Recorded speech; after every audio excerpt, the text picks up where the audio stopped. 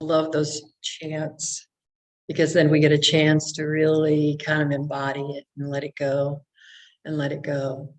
And that's what this service today is about, letting it go, beginning a new year, a fresh start. However, in my heart of hearts, in my faith tradition, in me, I know that every single day is a new day. So if you make resolutions and then, 10 minutes later, you kind of don't do the resolution, just know that you can begin again. Always.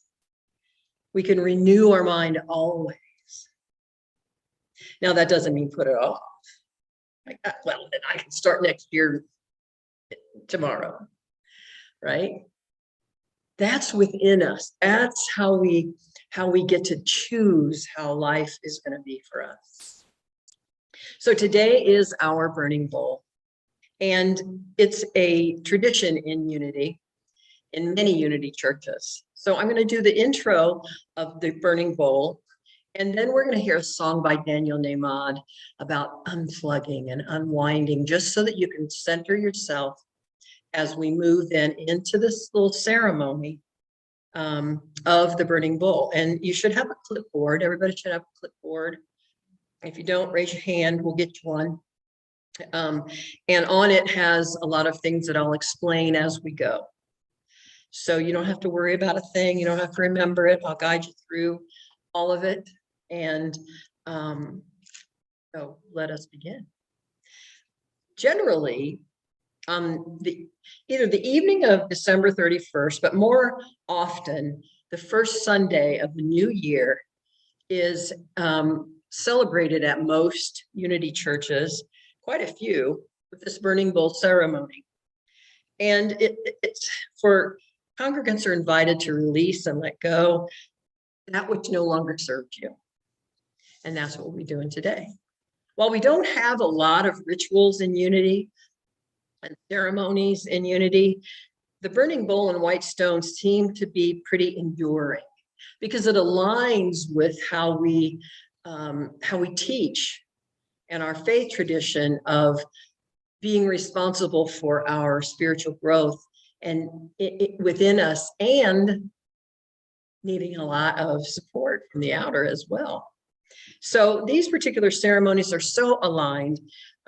We talk about in Unity teaching, we teach releasing old thought habits and renewing our hearts and our minds through the letting go of what no longer serves us, which is what the burning bowl represents. We also teach that the personal connection we have with Spirit is within us and always present within us. And we're always free to choose new ways to think of ourselves and our lives, not just on this Sunday. So that completely aligns then with the next ceremony, which will be in 2 weeks, the white stone ceremony, where then we get to fill that space and renew and create a new name for ourselves. We also know that we don't have to stand on ceremony to know God, to know your own soul, to know who you are. There's no ceremony required. And sometimes it helps us move forward. So we're selective and mindful about adding ceremonies, and we don't want anything outer to become more important than the simple and personal times of prayer and meditation and opening our hearts and minds to the guidance within us. So we don't want to replace that important piece. We know and teach that taking the time to sit in the silence and listen to that still small voice within is a necessary part of our spiritual growth and understanding. So it's not only necessary, but this time apart from the noise of our lives, of this outer life that we live as humans, is freeing, and it's insightful, and it's comforting, and it's loving when we sit and listen. These spiritual practices help us make sense of this world, of this outer world we live in, because we are both human and divine. But the human is so loud. There's so much outer stuff that it takes some discipline. It takes some really wanting to move into a higher consciousness, our higher thoughts. Each Unity Church has their own way of exploring and expressing spirit, just like each one of you do. All of us do. We explore and express spirit based on new thought and metaphysical teachings, and from a number of sources, including but not limited to the Bible and the teachings of Jesus and the foundational teaching of our co-founder, Charles and Myrtle Fillmore.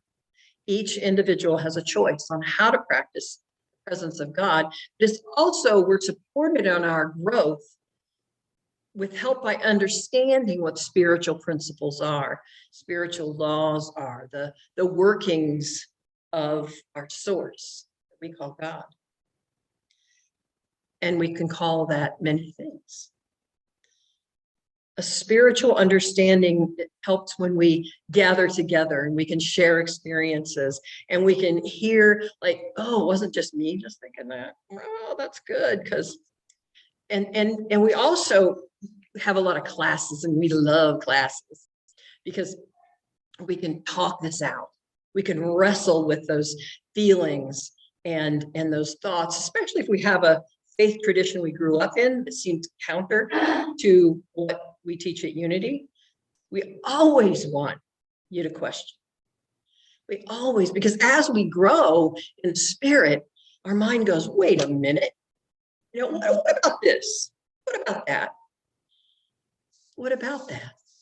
So we can talk about it together. We're not going to sit down or rule. And so today we choose to use the ceremony of the burning bowl as representation of releasing the old thoughts and feelings of the past year or past years. So let's talk about release for a minute. Releasing and letting go is not only about simply choosing to turn from regret and fear of the past. It's also about releasing our thoughts and feeling from the unimaginable, seeking release from the unbearable, seeking release from that which puts us in total despair. The mistake we most likely make when writing down that which no longer serves us is thinking too small, with too little imagination and faith. For example, do we have the faith as a collective consciousness, a collective group? Do we have the faith and imagination to add to our burning bowl list the release of COVID-19 and its derivatives from our world? I pray that's on all your lists.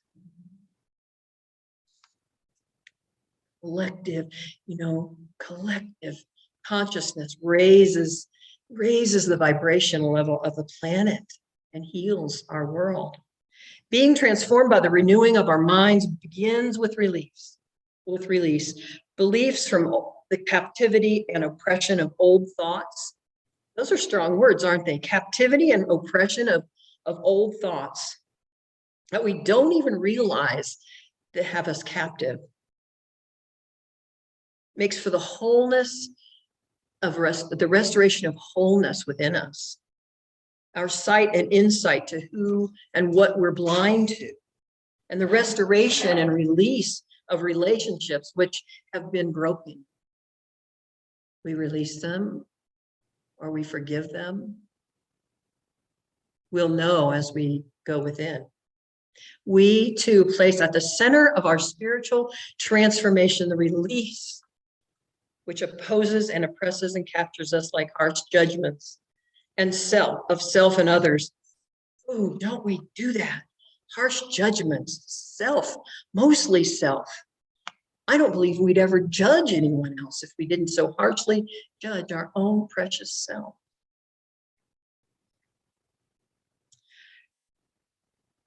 we find ourselves restored and made whole, fully express our highest good. What does that look like? It's different for all of us. We open our heart and our mind to a change in our perceptions of those things that keep us stuck. State your letting go of boldly, my friends.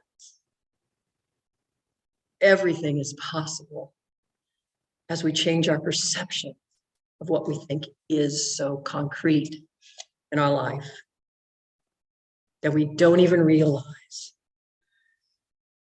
In Catherine Ponder's Dynamic Laws of Prosperity, this affirmation caught my attention, and I thought it might be a way of kind of opening us up to what I was just saying. She says, I fully and freely forgive. I loose and let go of, and then you fill in the blank.